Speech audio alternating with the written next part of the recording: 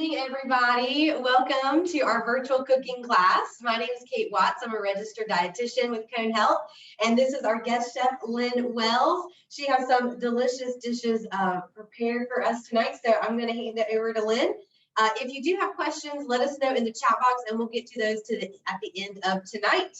Right. Thanks, Lynn. Thank you. Thanks so much, Kate. Hi, everyone, and thank you so much for joining in. We've got a couple of really great recipes for you tonight. They are both very healthy, as you could imagine, and they are also very colorful, and they've got some common ingredients. One of them is a kale and apple pecan salad that can be either served hot, at room temperature, or cold. And if you don't like kale, I promise you will love this recipe. And the other recipe is a sort of a take on dressing for the Thanksgiving holiday.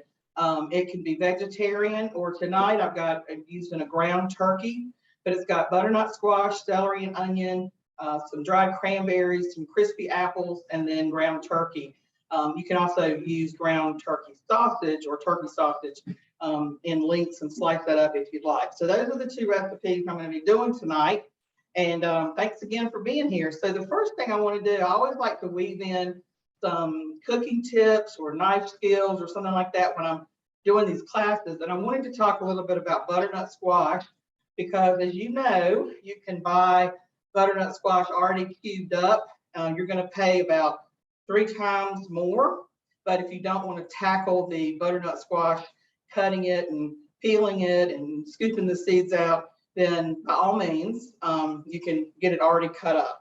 But this is just a sort of a sidebar demonstration, and then we'll get into the recipe. So butternut squash is a winter squash, although you can get it year round here in North Carolina, and it is very hard, not hard to cut, but you need a good sturdy sharp knife. This is a chef knife, and you can see why you wouldn't want to use like a paring knife, something that you peel apples with. You want something that's really sturdy. Sharp is always good. And instead of going down like this, which would probably not be very safe, you would want to, what I typically do is I do cut the ends off just to give me a flat surface, and I'll show you why that's so important. And then I'm going to cut it. They're usually shaped like this, but I'm just going to cut this in half.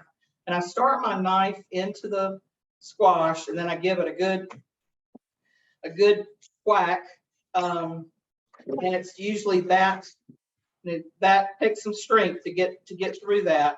And the reason I cut the ends off is so it gives me a flat surface to either peel it or cut it up into squares or whatever without it rocking around. So make sure that you do that. The other thing is you can have I would peel this if you want cubes like what's in the next recipe. I would peel this just like you would a potato or a carrot.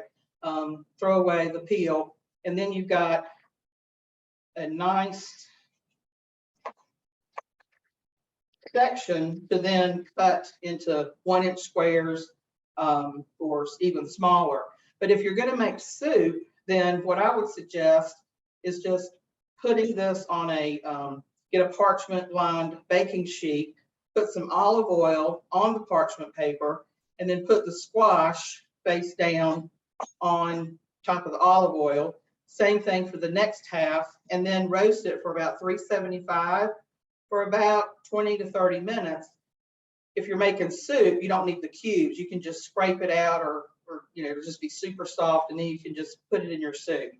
The other thing about this bulbous end, if you will, is that's where the seeds are.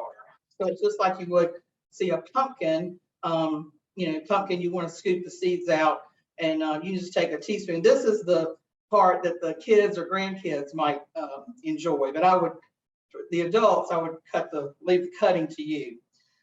So that's just a little tip about butternut squash. I'm going to just set this aside here. But it's loaded with antioxidants and vitamins, and it's also just a beautiful color, and it maintains its color. It's a little brighter orange than a sweet potato. So the first thing we're going to do is make this kale salad. I've got some olive oil going in a skillet here, and kale is, it's it's so good for you. And I think it's gotten a bad rap. I was a little slow to the kale scene myself because I like a nice soft butter lettuce or red leaf lettuce. But kale is, I started chopping it up finer and then putting it in coleslaw. I chopped it up fine and put it in salads with the other more delicate lettuces. And I really like the taste. It's not really bitter, but it has a stronger flavor than, say, iceberg or green leafy lettuce. And this is optional. You can heat the olive oil and put the kale in, or you can put the olive oil and the rice vinegar over the kale, but then you'll want to take your hands, well washed of course, and then just massage the dressing or the vinaigrette into the leaves. And I would do that very intentionally for about three minutes or so, because it's gonna sort of like break down the kale, if you will, and make it much more palatable. And also it'll help absorb the flavors of the dressing. But right now, this has been washed and de-stemmed for the most part. I'm gonna put this in and just tear it into sort of big chunks. And this will cook down. It's not gonna cook down like spinach. You know, spinach, you buy 5 pounds and you cook it and you're left with about a half a cup. Kale is going to it's gonna keep its body. But you know, you can cook it down like you would collards. I use the tops of beets. I use, you know, like Swiss chard. All those kind of greens are just so good and very little weight.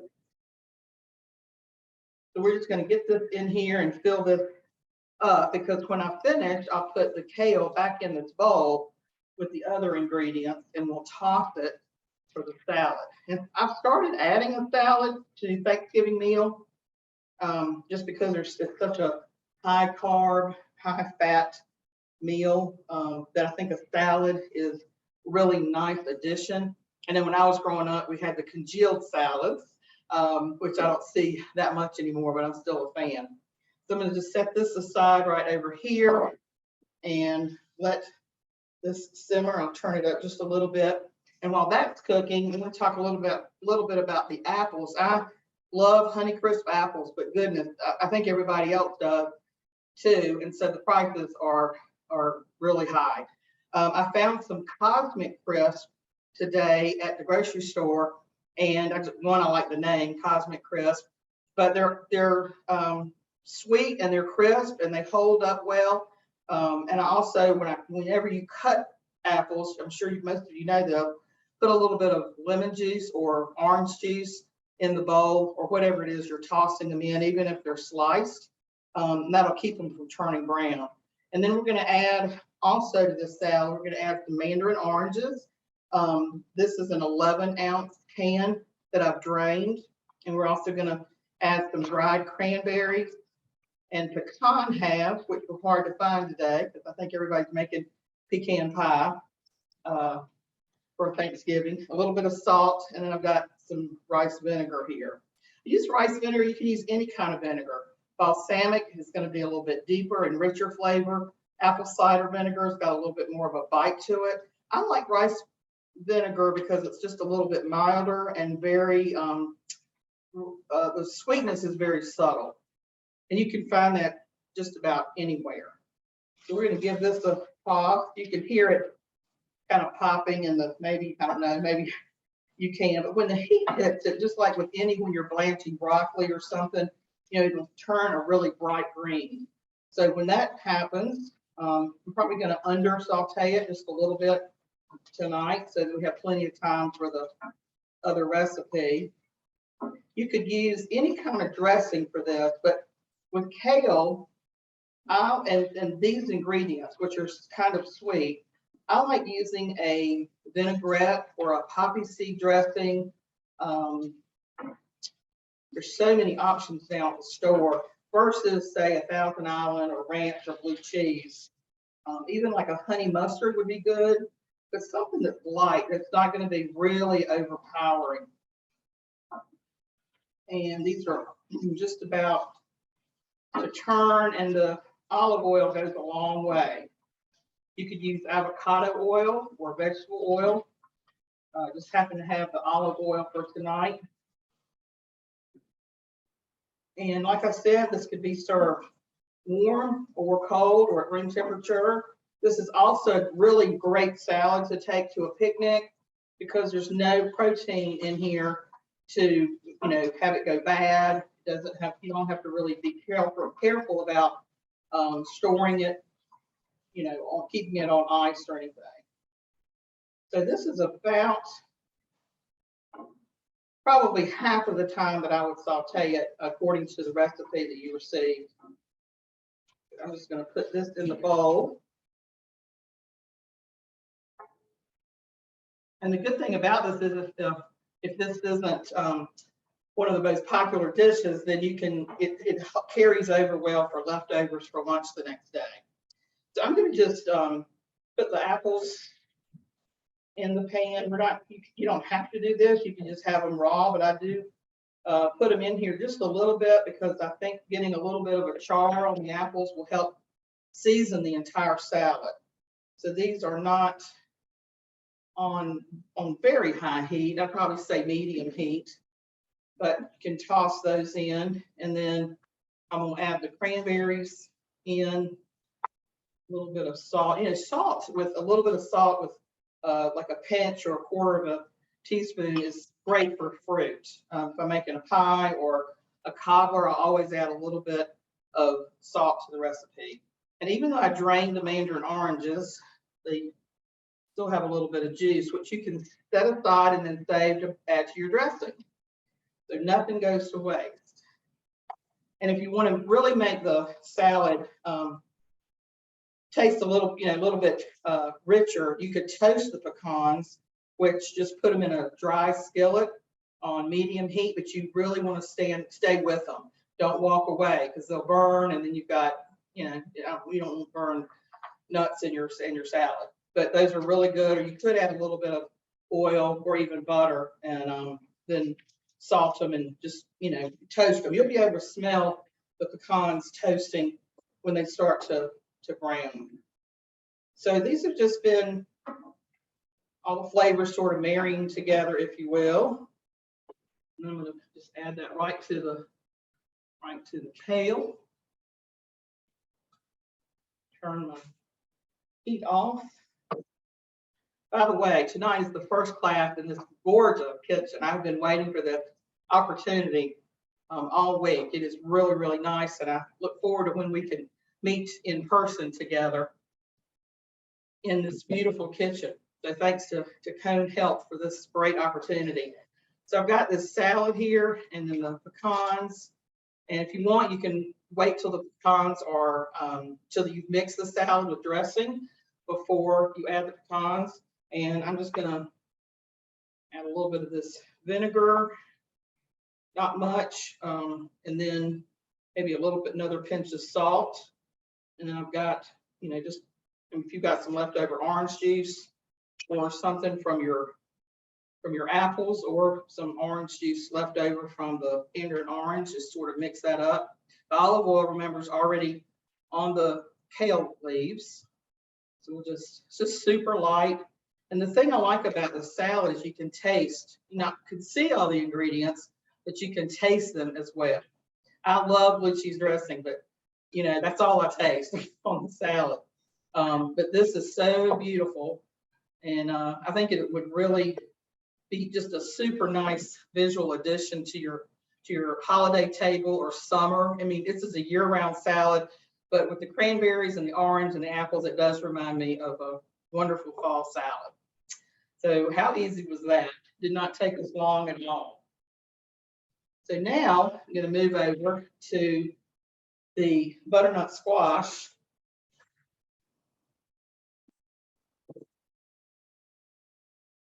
And turkey sausage recipe. I'm gonna get my heat turned down to about medium. So I have already pre-cut the stalks of celery and onion, and just kind of let those get translucent. And another tip that I do this time of year is I will chop up maybe the whole bunch of celery and maybe 3 large sweet onions, and I'll saute those together because they're going to go in the dressing. They're going to go in maybe a vegetable casserole. They're going to go in a soup. But having these sauteed ahead of time, then you just add what you need to the recipe, and it's just a little bit of a time saver.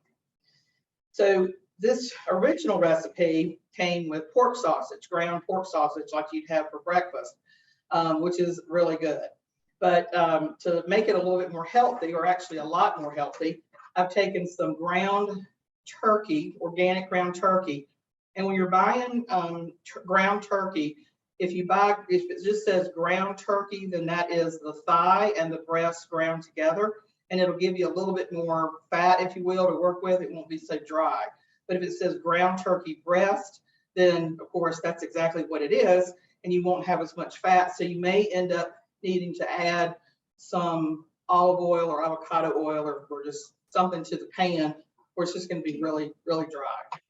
So this is a pound of ground turkey, so the thighs and the breast, and I have already pre-browned this.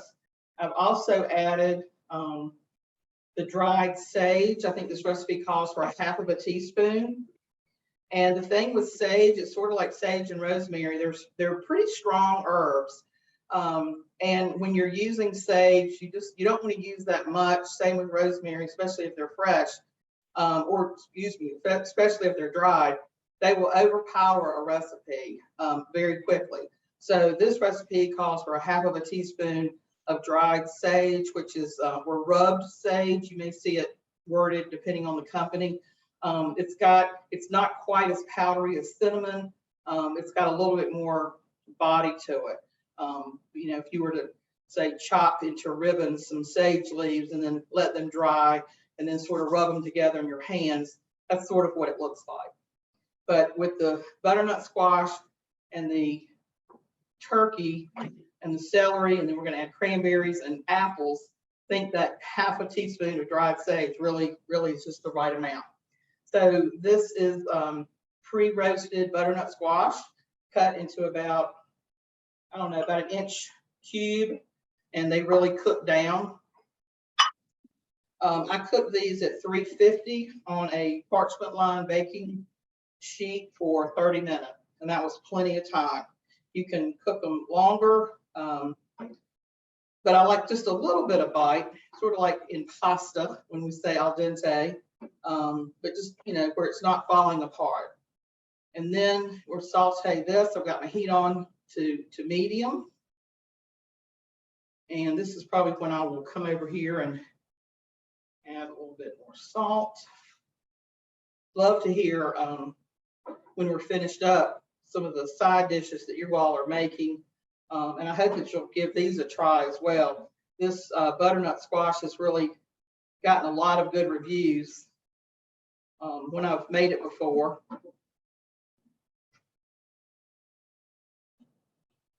Now we're going to add the cranberries. And even though these cranberries are dry, they will plump up because there's still plenty of moisture in this recipe and in the pan. But you can certainly use fresh cranberries.